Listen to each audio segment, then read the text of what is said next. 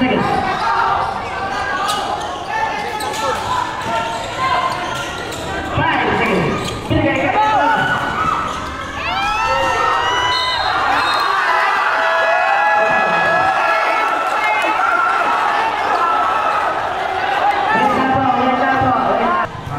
Overtake tayo. Tapos respeto lang tayo sa SK. Kung ano yung may tawag na committee, saka ng referee. O, ganito ah. Di na panalo na ang DJ. Nag-surrender na sila. Pero, kung marami pa kayo sabihin nyo kung maglalaro pa kayo o hindi na. Ayaw kasi pa sila kung pinapatas nyo. Sabihin nyo taga dito, nakampihan ko yun tayo. Wala akong kinakampihan dito. Ha? Kasi wala naman sa akin, kasi sino manalo sa inyo eh.